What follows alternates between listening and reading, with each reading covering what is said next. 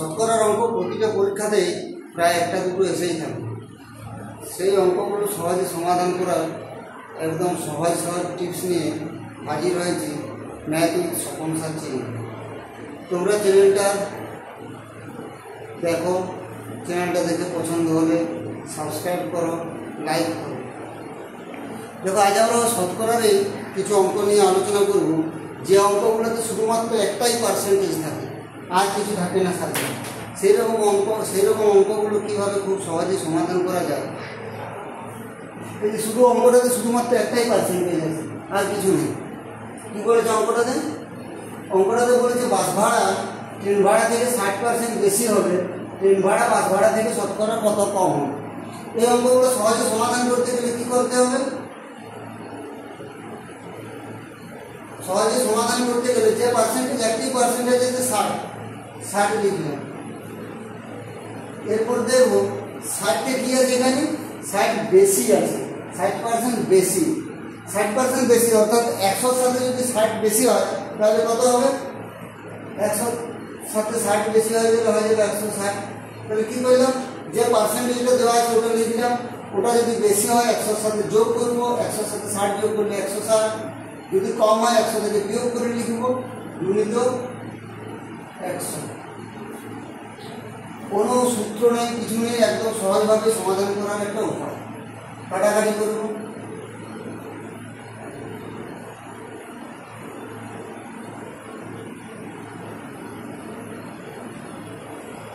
তাহলে কত হলো? 25 দিনে 75-এর 2 সমান 37 গুণ 1/2%। তাহলে কি পেয়ে গেলাম? বাস ভাড়া থেকে ট্রেন ভাড়া বাস ভাড়া থেকে শতকরা কত কম? 37 গুণ 1/2% কম। দেখো, এরপরের অঙ্কটা অনেকবারই পরীক্ষাতে এরকম টাইপের অঙ্ক এসেছে, একদম সহজভাবেই করা যাবে। কি বলেছে অঙ্কটা? এক ব্যক্তির বেতন 20% বৃদ্ধি পেল। পূর্বের বেতনে ফিরে যেতে তার বর্তমান বেতন শতকরা কত হ্রাস করতে হবে।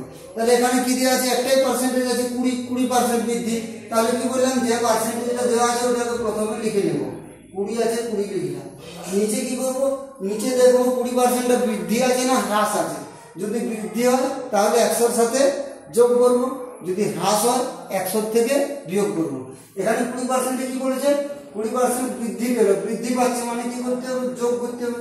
100-র সাথে 20 যোগ করলে 120 ইন্টু 100 করে দিলে কাজ হয়ে যাবে।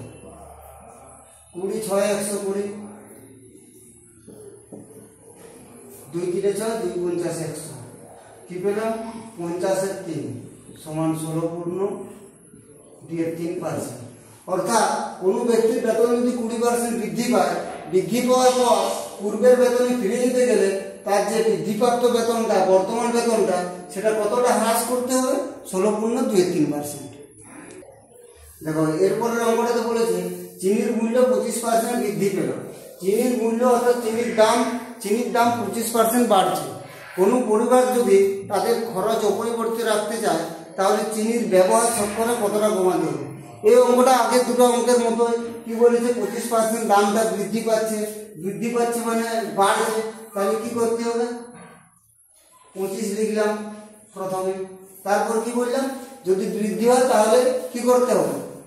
100-র সাথে যোগ। তাহলে 25% বাড়ানো, 100-র সাথে 25 যোগ করলে কত হবে? 125 ইন্টু 100। এটা হিসাব করে দিলে চিনির ব্যবহার শতকরা কত কমাতে হবে পেয়ে যাবো। 25 5 125, 5 20 100, 20%। অর্থাৎ চিনির মূল্য যদি 25% বৃদ্ধি পায় তাহলে খরচটাকে অপরিবর্তিত রাখতে হলে চিনির ব্যবহার 20% কমাতে হবে। এতক্ষণ পর্যন্ত আমরা যে অঙ্কগুলো করলাম ওইগুলোতে শুধুমাত্র একটাই পার্সেন্টেজ ছিল, সাথে আর কিছুই থাকেনি। এরপর আমরা যে অঙ্কগুলো করবো এটাতে 2টা করে পার্সেন্টেজ থাকবে। সেটা যেভাবে কিভাবে সহজে সমাধান করবো। এক ব্যক্তির বেতন প্রথমে 20% বৃদ্ধি পেল, পরে 20% কমে গেল, তার বেতনে শতকরা কি পরিবর্তন হবে? দেখো, এই অঙ্কটা সহজভাবে একদম করা যায়। যদি প্রথমে 20% বাড়ে, পরে 20% কমে যায়, তাহলে সবসময় কি হবে? কম হবে। কিভাবে কমটা হবে? যে পার্সেন্টেজগুলো দেওয়া আছে 20 × 20 ডিভাইডেড বাই 100 লিখবো। সমাধান করে দিলে সহজেই পেয়ে যাব যে ওর বেতনের শতকরা কি পরিবর্তন হবে। কি পরিবর্তন হচ্ছে? 4%। 4% কি হবে? কম হবে। একটা যদি বাড়ে একটা যদি কমে সবসময় উত্তরটা কি হবে? কম হবে। কি কম হবে? পার্সেন্টেজ দুটোর গুণ ইন্টু 100 সমান 4%।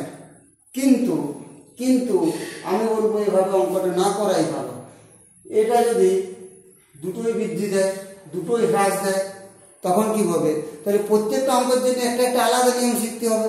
আমি বলবো না, এই অঙ্কটাই অনেকে এরকমভাবে শেখায়, বইও এরকমভাবে দেওয়া আছে, কিন্তু আমি বলবো যে না, এই নিয়মটা না করাই ভালো। কেননা দুটোই যদি একই হয় তখন তো আমরা সমস্যায় পড়বো। তাহলে দেখো, সহজভাবে করতে গেলে কি করবো? প্রথমে 20% বৃদ্ধি পাচ্ছে, যদি 120% বাড়ে তাহলে কত হবে? 120% বাড়লে কি হবে? 120 হবে তো। প্রথমে আমরা ওটা লিখলাম, তারপরে পার্সেন্টেজটা যেটা দেওয়া আছে সেটা কি দেওয়া আছে? 20% কমলো। 20% যদি কমে, 20% কমলে কি হবে? 20% কমলে হবে 80 ডিভাইডেড বাই 100 করবো আমরা। এটাতে কি সুবিধা হবে? আমার একটা নিয়ম শিখলে অনেকগুলো অঙ্কের নিয়ম শেখা হয়ে যাবে, কিন্তু এটাতে একটা অঙ্কের জন্য শুধুমাত্র একটা নিয়ম হবে। ফালতু মাথায় অনেকগুলো অঙ্কের জন্য অনেক নিয়ম মনে রাখার থেকে একটা নিয়মে সব অঙ্কগুলোতে যাতে করা যায় সেই নিয়মটাই মনে রাখা ভালো। 20% বৃদ্ধি পেল, কি করলাম? 120। 20% কমে গেল বা হ্রাস হলো, কি করলাম? 80 ডিভাইডেড বাই 100। এরপর কাটাকাটি করলেই হলো। তাহলে বেতনটা কি হলো? আমরা 96 পেলাম। 96টা কি 100 থেকে তো কম হবে, তাহলে বেতনটা কি হবে? কম হবে। কত কম হবে? 100 থেকে 96 বিয়োগ করে দিলাম 4%। এই নিয়মটা যদি মনে রাখতে পারো, এই পার্সেন্টেজগুলো দুটোই বৃদ্ধি দুটোই হ্রাস দুটোই বা অন্য কিছু দেওয়া থাকলে সহজে এই নিয়মটাতে আমরা করতে পারবো। তেলের মূল্য পরপর 2 বার 20% ও 30% বৃদ্ধি পেল, মোটের উপর শতকরা কত বৃদ্ধি পেল? তো ওই আগের অঙ্কটাতে 4 নম্বরের অঙ্কটাতে যেটা বলেছিল বেতন 20% কমলো 20% বৃদ্ধি পেল, ওটা যদি আমি 20 গুণিত 20 ডিভাইডেড বাই 100 করে 4% বের করে নিতাম তাহলে একটা নিয়ম হতো। এই অঙ্কটার ক্ষেত্রে আবার আমাকে একটা অন্য নিয়ম, অন্য ট্রিক্স অ্যাপ্লাই করতে হতো, কিন্তু আমি পরে যে নিয়মটা দেখালাম এই দিকটাতে, ওই নিয়মটা যদি অ্যাপ্লাই করো এই অঙ্কটাও হয়ে যাবে। তাহলে একটাই নিয়ম মনে রাখা ভালো, যাতে অনেকগুলো অঙ্ক আমরা সহজে সমাধান করতে পারি, প্রতিটা অঙ্কের জন্য আলাদা আলাদা নিয়ম মনে না থাকে। এটা কি বলেছে? তেলের মূল্য পরপর 2 বার 20% ও 30% বৃদ্ধি পেল। 20% বাড়ছে মানে কত হবে? 20% বাড়ছে মানে 120। 30% বৃদ্ধি পেল, তার অর্থটা কি?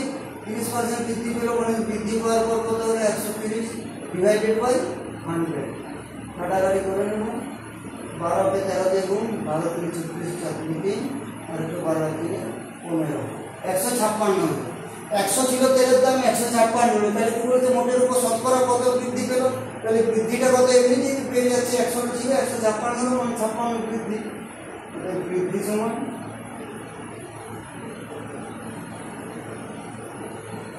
156 মাইনাস 100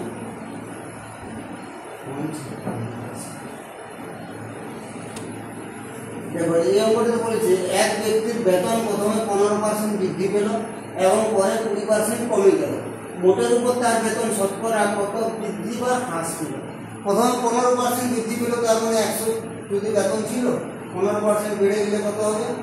100 কমে গেল গুণিত, তারপর 20% কমে গেল। 20% কমে গেল মানে 100 থেকে 20 কমলে কত হবে? 80 ডিভাইডেড বাই 100। 2 4 2 5 5 2 10 5 2 23 4 92। ওর বেতন 100 ছিল, এখন 92 হলো।